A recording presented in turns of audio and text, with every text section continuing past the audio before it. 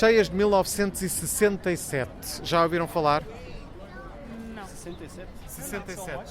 Houve umas cheias relevantes aqui, sobretudo à volta de Lisboa. Não era nascida.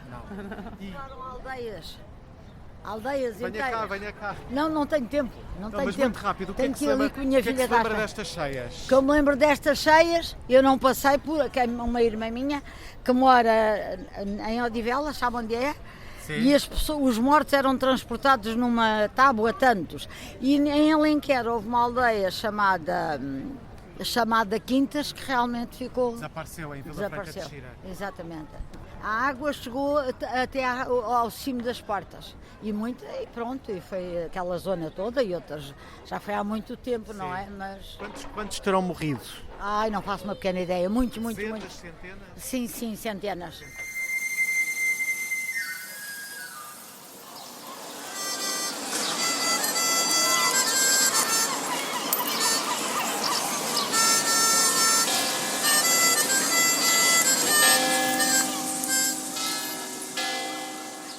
Histórias de Lisboa, um podcast de Miguel Franco de Andrade. Quentes e boas, quentes, tão quentinhas.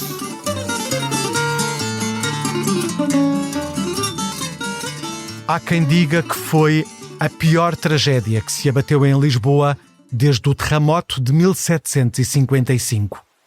Em apenas 5 horas, na noite de 25 para 26 de novembro de 1967, choveu o equivalente a 2 meses.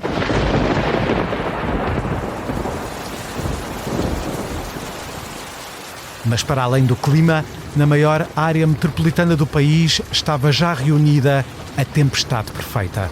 Um ordenamento do território deficiente, resultante de um êxodo rural acentuado, com bolsas de pobreza, bairros de barracas e habitações precárias construídas em leito de cheia, acompanhadas pela ausência de respostas de emergência e de políticas sociais por parte de um regime repressivo e autoritário que durava há mais de 40 anos. De Colares a Vila Franca de Xira, as ribeiras transbordaram e uma lama assassina arrastou casas, estradas, animais e pessoas.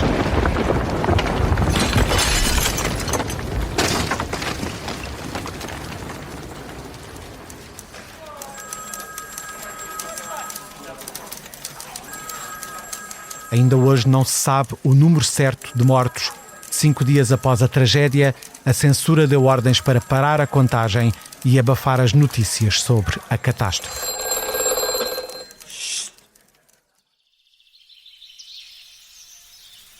O vento mudou e ela não voltou. Ao movimento de solidariedade internacional, prontamente recusado pelo regime, isolado e orgulhosamente só, juntou-se um outro, nacional, encabeçado por jovens estudantes, visto por muitos como o germen de uma contestação que viria a dar frutos anos mais tarde na Revolução de 1974. Neste episódio de Histórias de Lisboa, vamos falar sobre as inundações que poderão ter mudado o curso da história, as cheias de 1967.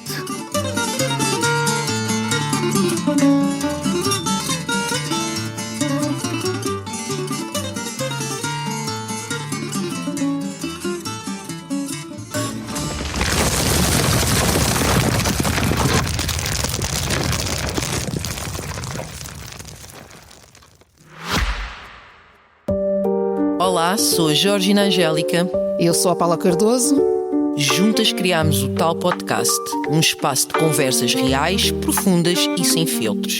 Todas as quintas-feiras damos a conhecer novas pessoas com ideias e trajetórias que inspiram mudança. Podem ouvir-nos em todas as plataformas de podcast e nos sites do Expresso e SIC Notícias. Devido às condições meteorológicas do país, no dia em que gravamos este podcast, o país está cortado ao meio. pelo menos em termos de ligações ferroviárias, e o nosso convidado de hoje, Francisco da Silva Costa, geógrafo da Universidade do Minho, não pôde deslocar-se aos estúdios de Paços de Arcos. Vamos ver como é que isto corre. Olá, Francisco, bem-vindo. Miguel, boa tarde. Obrigado pelo convite. Olá, bem-vindo, Francisco. Muito obrigado por ter aceitado também, nestas condições um pouco diferentes do habitual.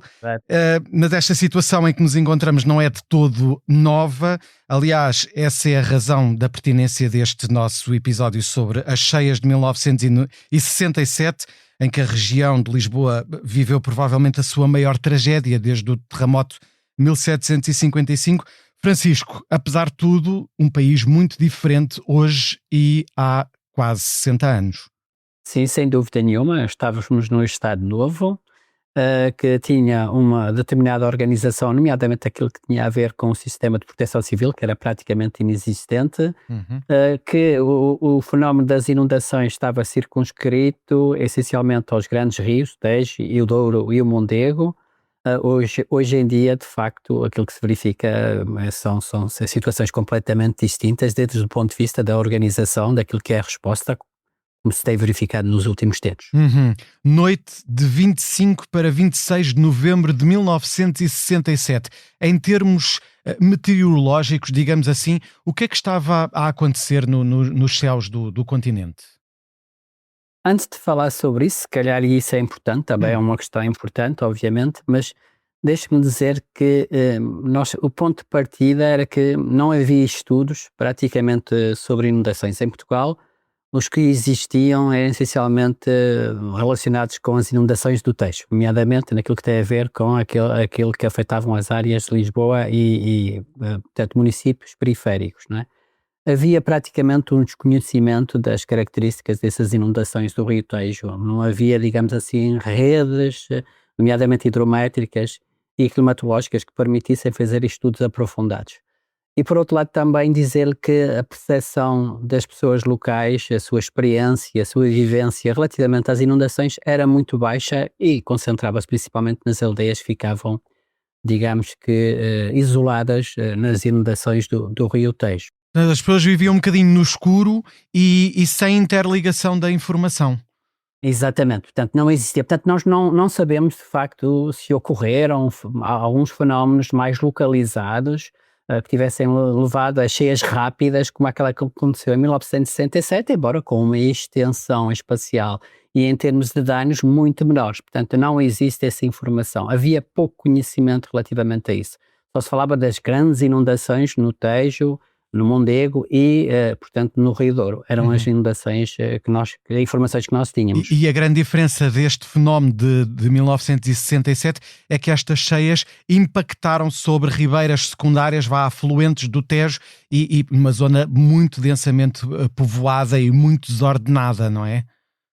Sim, aquilo que nós podemos dizer é que nós temos de ter em conta, e retornando um pouco atrás, porque foi isso que me questionou há pouco, sobre a questão do fenómeno meteorológico que nós tínhamos, que aconteceu, que ocorreu nesse de 25 para 26, é preciso dizê-lo que as previsões meteorológicas eram bastante limitadas, obviamente, nós não tínhamos a tecnologia que temos hoje, e nos jornais a previsão que estava para o dia 25, o dia 26 era dentro de um quadro meteorológico de completa normalidade para o mês de novembro. Aliás, o inverno que iria começar no mês de dezembro ou o final do outono tinha sido ainda muito pouco chuvoso. É verdade, ainda estávamos no outono e ainda não no inverno sequer. Isso, exatamente. Novembro.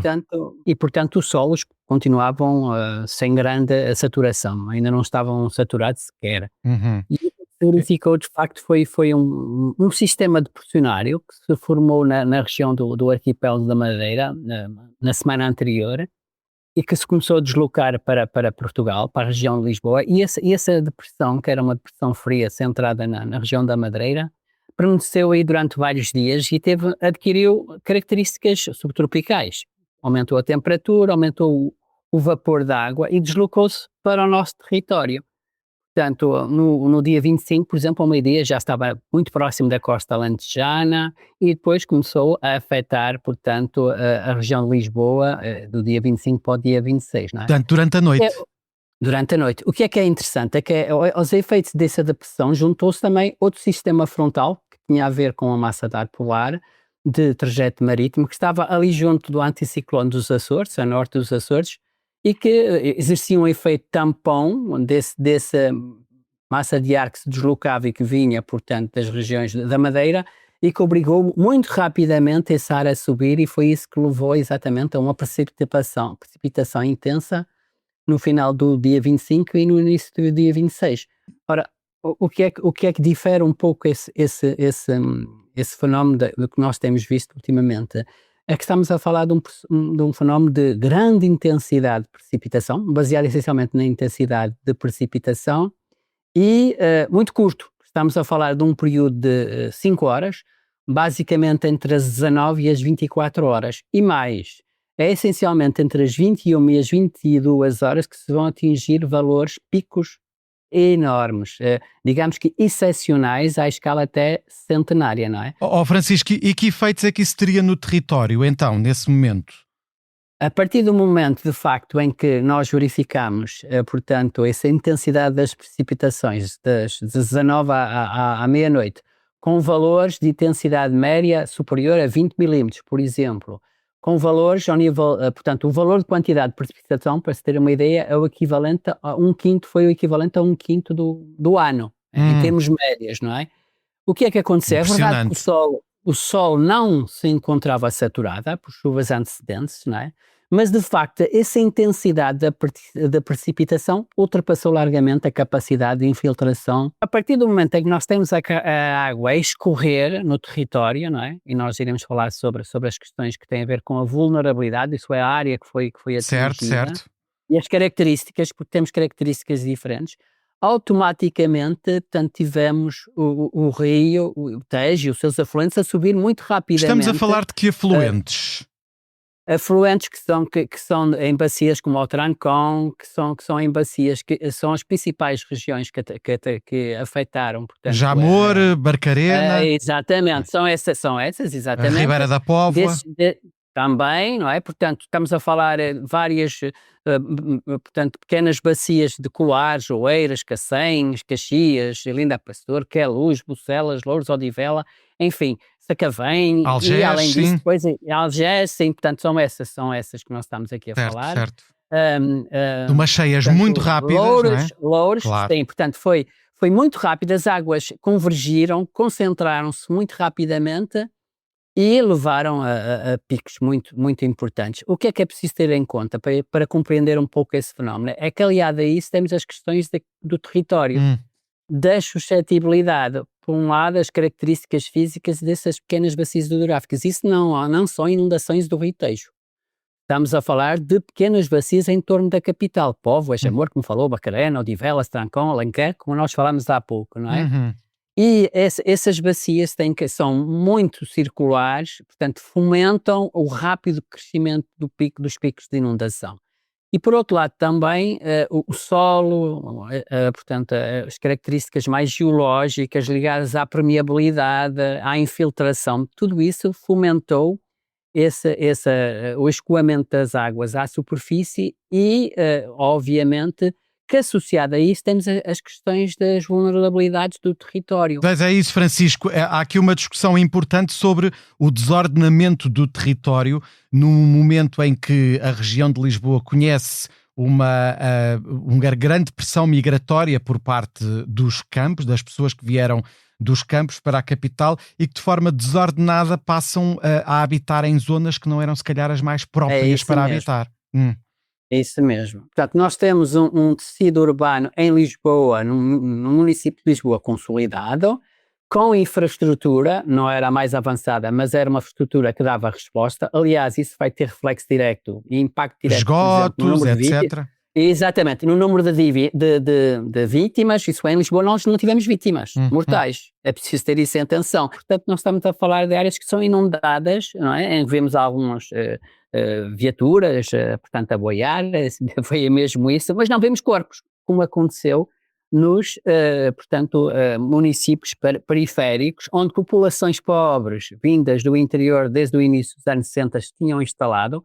Houve um êxodo rural nos anos 60, maciço mesmo, na área periurbana de Lisboa, que levou à ocupação dessas pequenas bacias com fortes limitações físicas e ambientais. Isso é, as pessoas apropriaram-se do território, implantaram bairros de género ilegal, construíram barracas, a urbanização... As barracas, justamente. Exatamente, a urbanização tornou-se descontrolada porque não existia uma política social de habitação, não havia alojamento a baixo custo. Portanto, isso levou, obviamente, à destruição do coberto vegetal, o abandono das atividades agrícolas, das práticas tradicionais que até conservavam o solo, e promoveu a escorrência, e isso a partir de pequenos cursos de água, mas que se transformaram depois em torrentes e se transformaram claramente também em enxurradas. Portanto, foi isso que ocorreu nesse tempo muito curto, como eu falei há pouco, não é? Portanto, no espaço de 5 horas à noite, que também coincidiram com a situação de pré-mar, isso é, a hora de pico da maré alta,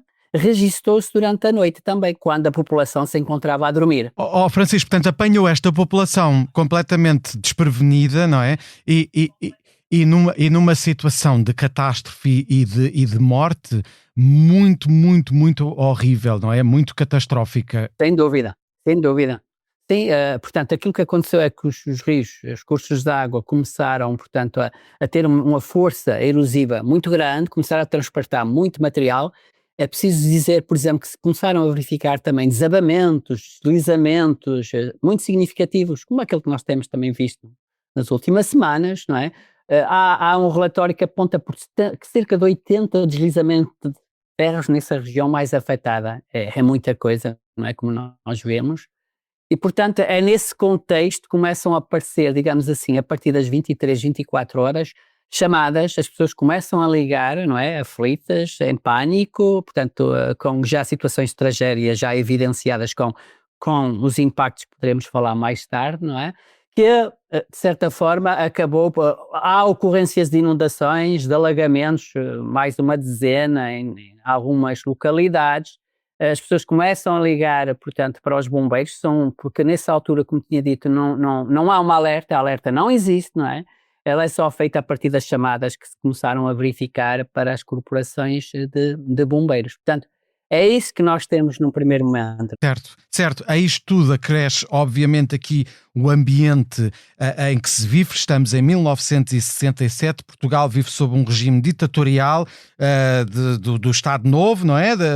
Um regime de partido único, a União Nacional, com fortes restrições à liberdade de expressão, censura prévia, e em que se gera aqui uma questão em que a própria qualidade da informação está comprometida desde a origem, porque os poderes não têm interesse em divulgar a tragédia que está a acontecer. Obviamente. E isso até se consubstancia, e agora lance-lhe a bola a partir daí, ainda hoje nós não sabemos o número certo de vítimas mortais de forma definitiva, devido a essa completa, portanto, controle da informação por parte do governo.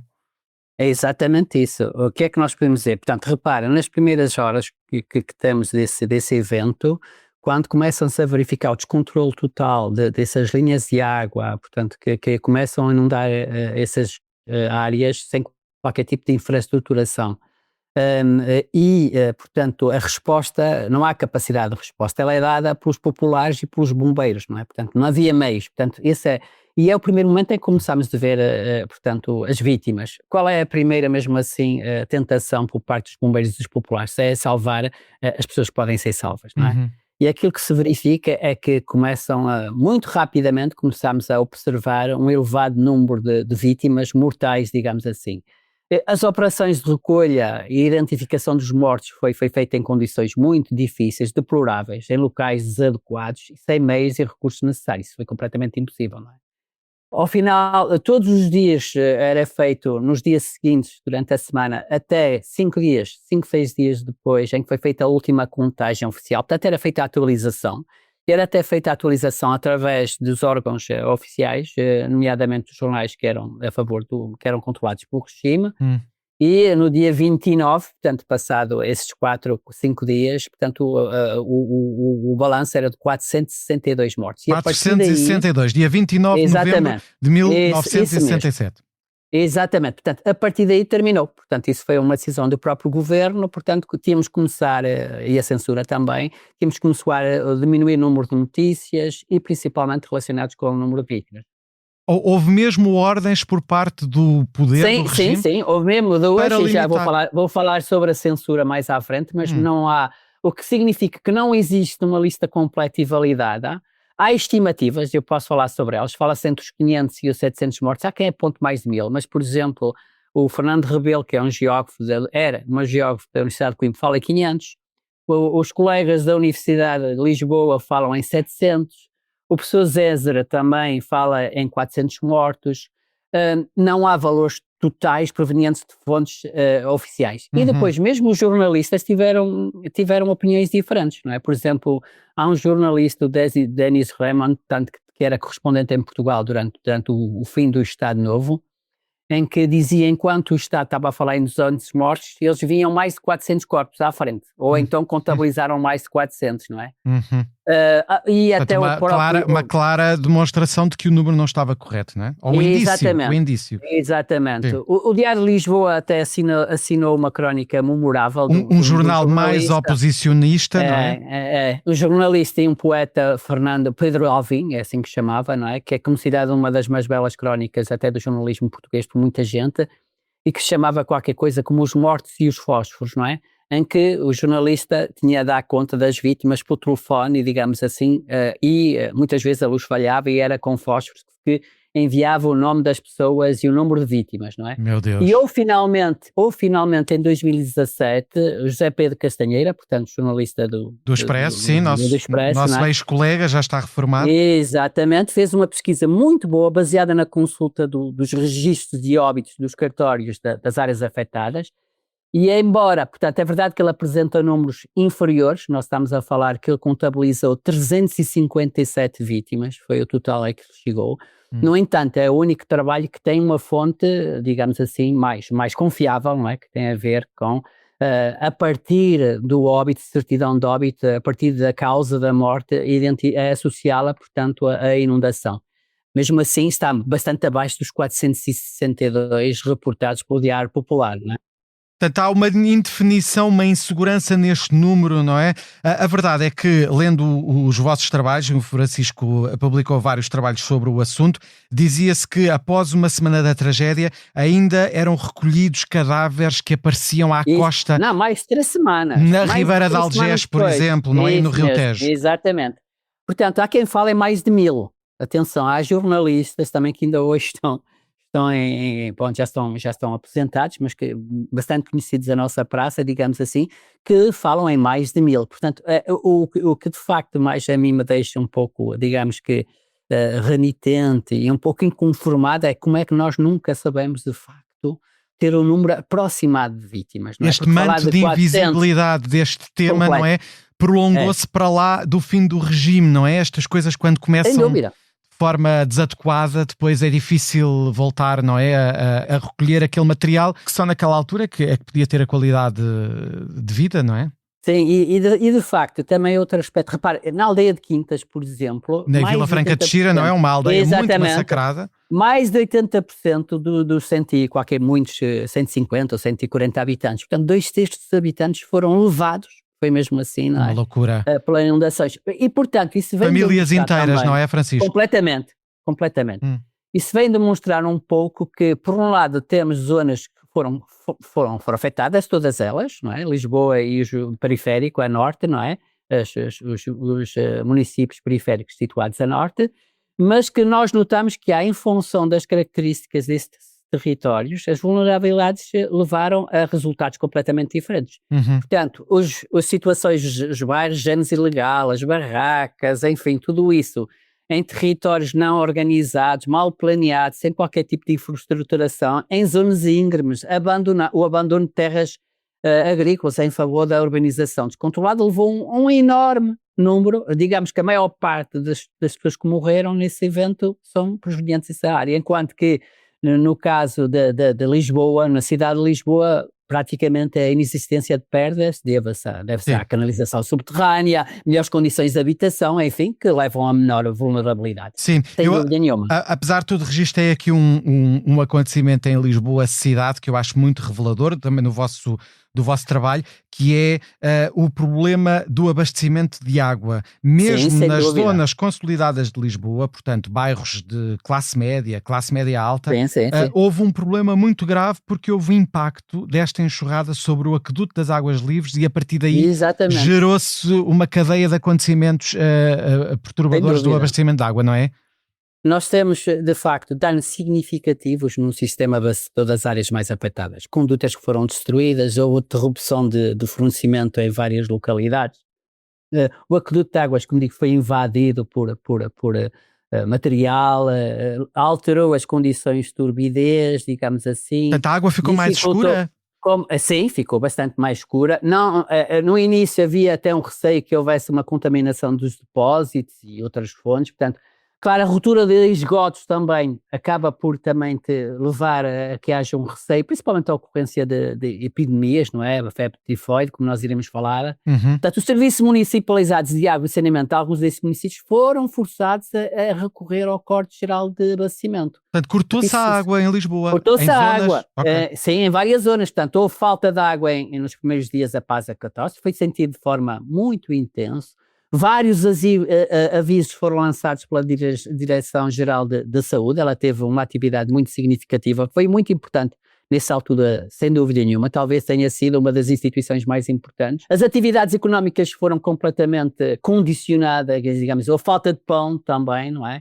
Falta As populações de pão, a população a abastecer-se de água nas bicas e nos fontanários, como acontecia há 100 anos, portanto há um recuo da vida social, da vida económica. Sem dúvida. Não é? A Direção-Geral teve que começar a aconselhar medidas preventivas, portanto a questão de ferver a água, enfim.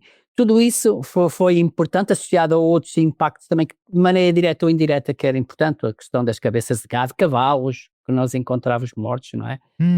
Gado bovino também, que estavam espalhados pelo campo, não é? E que, portanto, acabavam por ter tiveram que se tomar medidas muito específicas, a utilização da cal e de outros materiais, porque eles estavam ainda em composição e poderiam também provocar doenças, não é?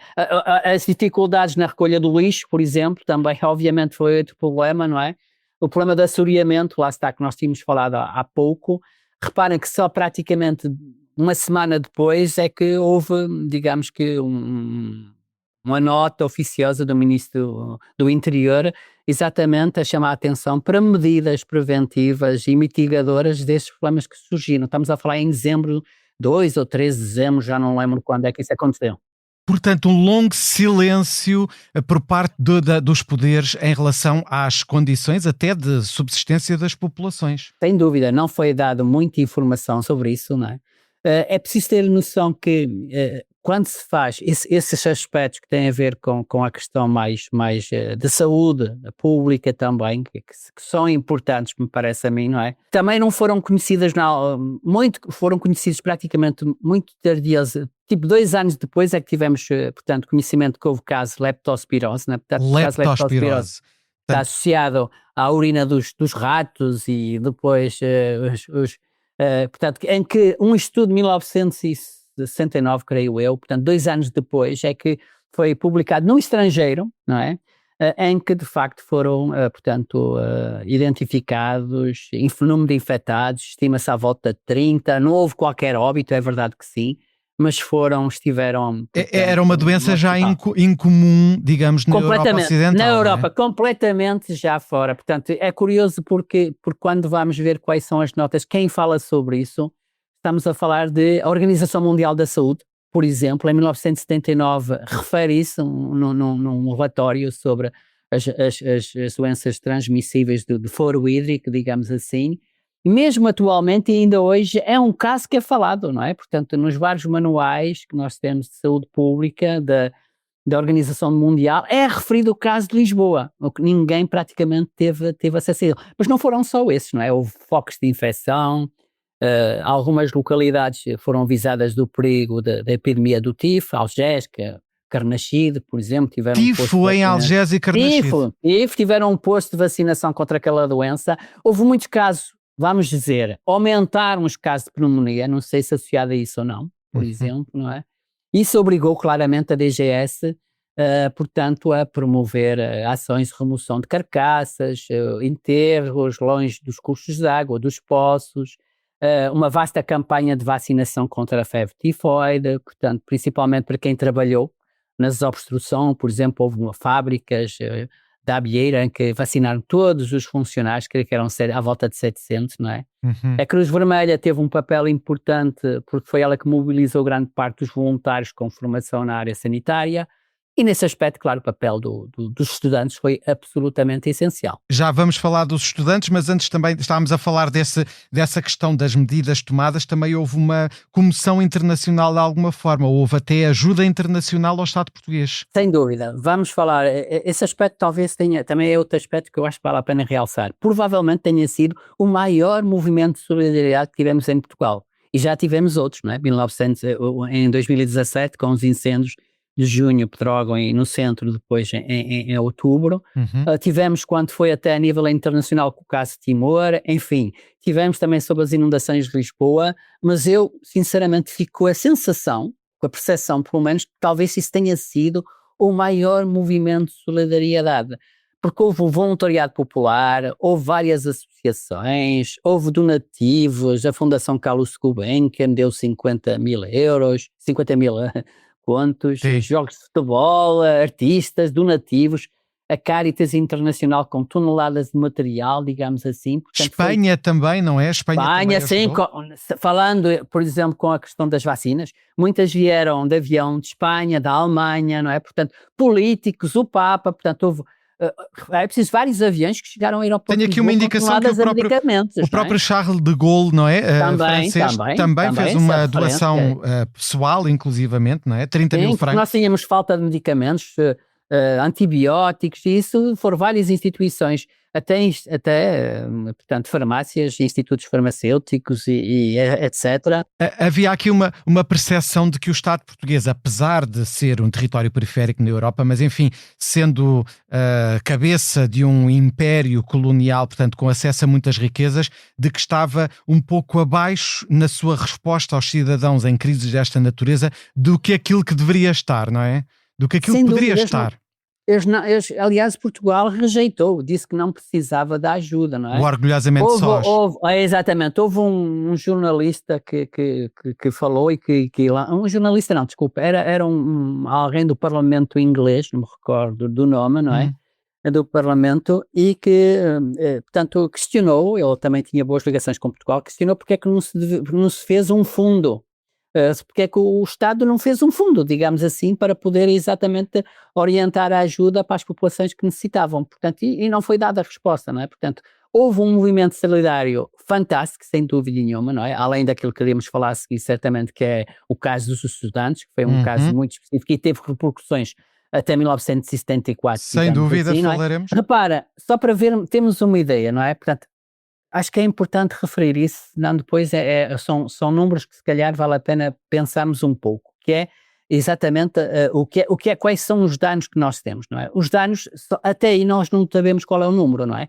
Por exemplo, existe da Agência dos Estados Unidos para o Desenvolvimento Internacional, ela diz que, foram 462 mortos, lá está, tal referência, número de vítimas, portanto, desalojados, etc., centenas, à volta de 1.000, entre 100 e 1.000, digamos, centenas de mil, portanto é um número muito, nem se sabe muito bem, não é?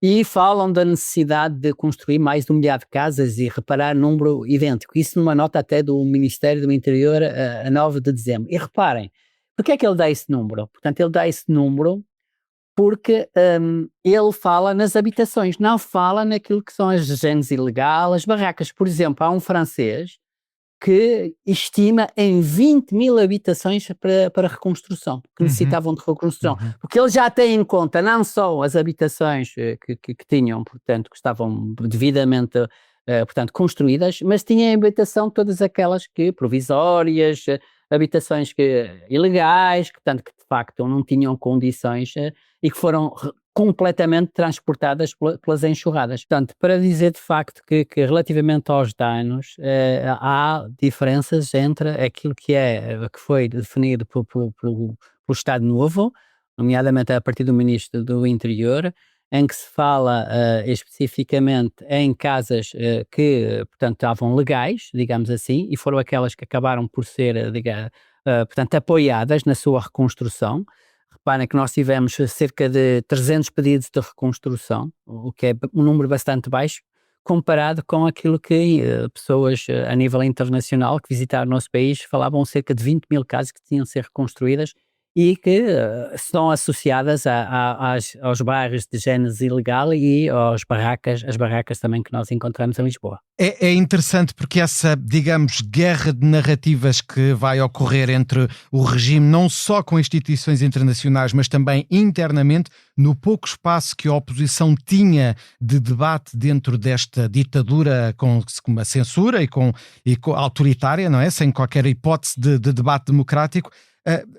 Os jornais afetos próximos do Estado Novo fazem o seu, digamos, impõem a tónica, falam até dos bairros do Estoril, portanto um bairro rico de classe elevada, e os jornais mais oposicionistas, como já falámos, não é? O Diário de Lisboa, por exemplo, ou o Jornal também da Madeira, o Comércio do Funchal, e ainda, claro, o Avante do PCP, Exatamente. Então na clandestinidade, colocam o foco justamente nas condições de vida das pessoas que viviam em barracas no meio de leitos de cheia. Sim, nós acho que devemos falar aqui de dois níveis diferentes. Uma questão que tem a ver ao nível da leitura política. Podemos falar, sem dúvida nenhuma, daquilo que é um pouco os discursos, as narrativas, como nós dizemos hoje, Certo. não é? Que tem a ver com a linguagem marcada pela ideia da fatalidade, pelo Diário de Lisboa ou o SEC, não é? Em que, por exemplo, se diz, bom, a noite em que a chuva é que mata, não é? O Diário de Lisboa, não, o Diário da Manhã, o Diário da Manhã, que era o órgão quase Isso oficial do governo, sim. Exatamente. Sim. Portanto, enquanto que depois tínhamos o Comércio do Funchal, o Avante, não é? O jornal oficial do Partido Comunista, que na altura estava Clandestino, claro. clandestino, não é? É que estava um discurso centrado nas causas sociais, não é? Uhum. Em que se discutia-se, ou até mesmo num pequeno jornal que saiu dos estudantes chamado Solidariedade Infantil, só teve 2 números, mas publicou 10.000 em que ele questionava também a questão que seria só as chuvas que teriam provocado aquele número elevado de mortes, não é? E a intervenção da censura, o segundo nível, portanto, temos esse nível da informação a partir da imprensa, e os diferentes órgãos de imprensa. É preciso notar que nessa altura, obviamente que a ação censitória, que as redações de jornais recebiam telegramas e telefonemas com orientações sobre o que é que deviam escrever, não é? Uhum. Como deviam escrever, por exemplo, fotografias da tragédia, evitá-las, tamanho dos títulos. Algumas notícias só podiam sair à escala local, como por exemplo em Coimbra. Mesmo a nível internacional, houve pressões que se verificaram sobre os jornalistas, na forma como eles noticiavam ou relatavam, digamos, aquilo que ocorria, não é? Uhum. Portanto, 2 ou 3 jornalistas que vieram depois contar exatamente esses episódios. Esta nossa conversa é também uma conversa sobre os constrangimentos à vida democrática e como as ditaduras colocam em risco a vida das próprias populações. E aqui eu acho que chega a altura de falarmos realmente daquilo que o Francisco tem entrevisto bastante na nossa conversa, que é o papel dos estudantes, não é? Temos uma geração que estava sujeita à possibilidade de ingressar numa guerra colonial desde 1961, com um regime profundamente conservador e autoritário que constrangia, digamos, a autonomia universitária, mesmo a expressão política dos jovens, inclusivamente até cultural, não é? Com limitação à música que chegava, etc., a forma como as pessoas se vestiam. E, portanto, isto foi um grande momento de acordar desta geração de jovens que estavam, muitos deles já na universidade e outros até no liceu. Sim, o que nós podemos dizer é que se calhar foi a gênese dos movimentos estudantis que vão depois fazer uma grande pressão ao nível daquilo que são a democratização do nosso país, não é? Que tiveram um peso significativo depois naquilo que levou ao nosso 25 de Abril. É preciso ver, de facto, se calhar foi esse movimento estudantil que fomentou, de certa forma, promoveu, incentivou todo esse movimentos de solidariedade que se desenvolveram por todo o país, não é? Portanto, os E jovens talvez tomaram a iniciativa e Isso começaram a ir mesmo. para o terreno. Exatamente. É preciso ter em conta que há aqui, tem que se fazer aqui uma justiça. Foi a Associação de Estudantes do Instituto Superior Técnico que tomou a coordenação. Eles encontraram diferentes formas de organização, fizeram ligação com as 3 cidades com ensino universitário, Coimbra e Porto também, não é? Que também enviaram muitos Se estudantes, não é? organizaram, enviaram, mobilizaram grupos de E voluntários. é importante os estudantes de medicina de Coimbra, não é? Sem dúvida nenhuma, eles foram importantes porque estiveram diretamente relacionados com tudo aquilo que eram, principalmente as campanhas de, portanto, vacinação, não é? Mas também é importante, portanto, eles estiveram ligados a todos os trabalhos. Atenção, não é só esse, eles tiveram os trabalhos que têm a ver com a limpeza, desobstrução, dar apoio às populações, aos filhos, às pessoas que tinham perdido. Eles foram os psicólogos, os sociólogos que hoje são equipas que nós temos no terreno, foram eles. Portanto, acho que há aqui. Isso foi feito num quadro, inclusivamente, de certa indiferença das forças armadas, das autoridades perante a tragédia, não é? Os Portanto, viam com estudantes, desconfiança, não é? sem dúvida nenhuma. Porquê?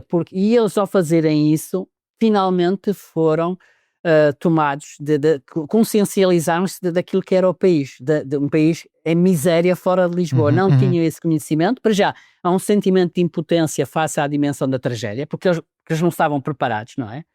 E tiveram essa consciência da realidade do país, não é? Da pobreza, não é? Da falta de meios, das diferenças que existiam sociais. Sim. Estamos Isso a falar levou até permitir, de uma elite, não é? De alunos universitários, sem mas dúvida, que ao mesmo naquela altura era elite. era uma elite, não é? Mas que Exatamente. congregava comunistas, católicos progressistas, Isso mesmo, sim, sim, que já esquerdistas. estavam contra portanto, o Estado. O Estado, não é? Isso me exatamente. permite até, digamos, motivou aqui nomes hoje em dia entre os que participaram e os que depois vão ter. Claro, o professor não é? Marcelo Rebelo de Sousa, o presidente, Marcelo Rebelo de Sousa, não é? António Também, Guterres, é isso Diana mesmo. Andringa, Helena Isso Roseta, mesmo. Pacheco Isso. Pereira, Mariana Claro, Gago, claro. a Irene Sem dúvida. Pimentel, Alice Vieira, não é?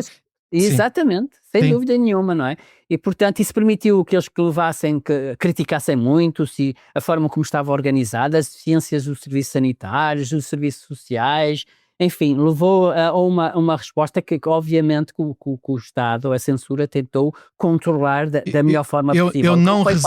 Eu não resisto a ler aqui o telegrama que está no vosso trabalho, Francisco, que a Direção-Geral de Censura enviou às delegações locais dizendo: gravuras da tragédia, é conveniente ir atenuando a história, urnas e coisas semelhantes não adianta nada e é chocante. É a altura de acabar com isso, dizia a censura. É a altura de pôr os títulos mais pequenos. 2 dias depois, dia 29 de novembro, portanto muito em cima da própria catástrofe, diz: inundações, os títulos não podem exceder meia página e vão à censura. Não falar do mau cheiro dos cadáveres.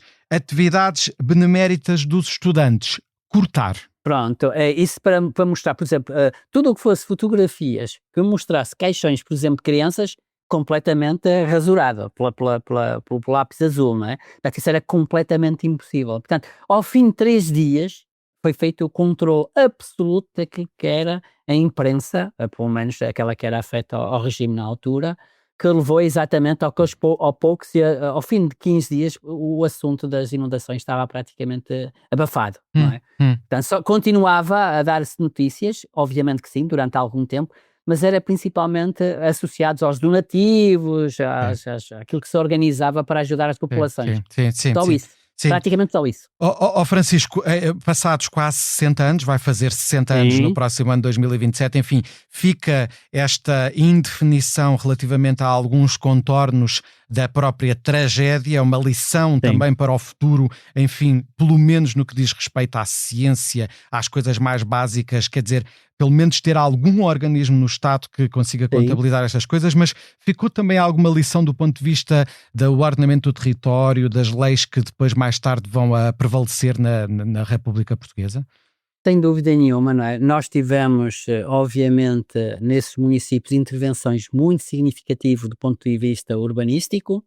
Várias medidas começaram a ser implementadas, principalmente corretivas em rios, em troços de rios, enfim, dos bairros clandestinos, obstáculos ao escoamento foram removidos, portanto foi melhorado. E até para dar o exemplo que, se nós virmos aquilo que são os grandes eventos associados a inundações em Lisboa, foi 67, 83 e 2008, quisemos ter como termo de comparação o número de vítimas.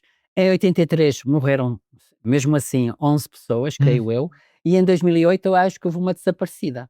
Portanto, eu creio que dá que pensar, obviamente, e significa que a partir das vulnerabilidades baixaram. Diminuíram numa área metropolitana com muito mais habitantes. Ora, exatamente, não é? Portanto, penso que desse ponto de vista houve melhorias. Aliás, neste momento estão a ser feitas obras em Lisboa por causa do plano diretor, não é? Tem o plano de drenagem, não é? Exatamente, que também já existia, mas estava ultrapassado, e que é uma das finalidades desse plano de drenagem é exatamente reduzir os alagamentos e as inundações rápidas e urbanas, não é?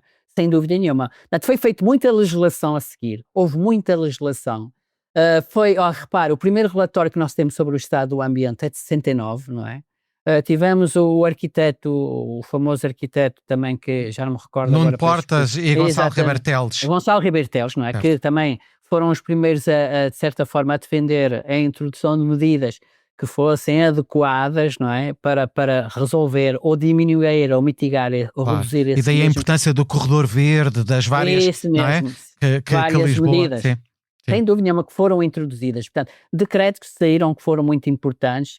Por exemplo, também temos a questão de zonas de inundações que foram definidas, como por exemplo Ouros ou Odivelas, que se basearam, digamos assim, nos trabalhos a partir da delimitação da zona das áreas afetadas nesses municípios em 1967. Não é? Portanto, a cheia de 1967 é sem dúvida importante do ponto de vista da elaboração de legislação regulamentar, do ponto de vista do planeamento, que hoje em dia tem que ser feito também nessas áreas, que são áreas de risco significativo, o potencial de inundação.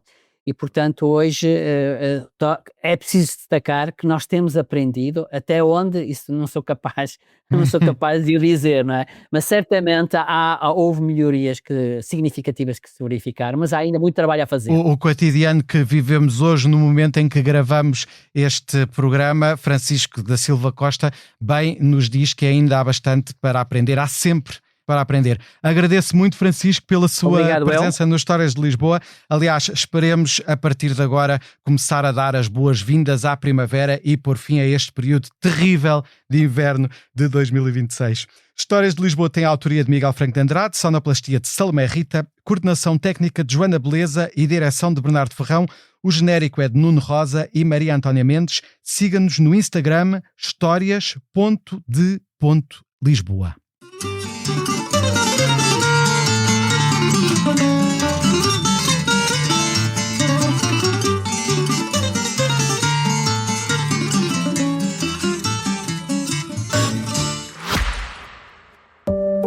Olá, sou a Georgina Angélica. Eu sou a Paula Cardoso. Juntas criámos o Tal Podcast, um espaço de conversas reais, profundas e sem filtros. Todas as quintas-feiras damos a conhecer novas pessoas com ideias e trajetórias que inspiram mudança. Podem ouvir-nos em todas as plataformas de podcast e nos sites do Expresso e SIC Notícias.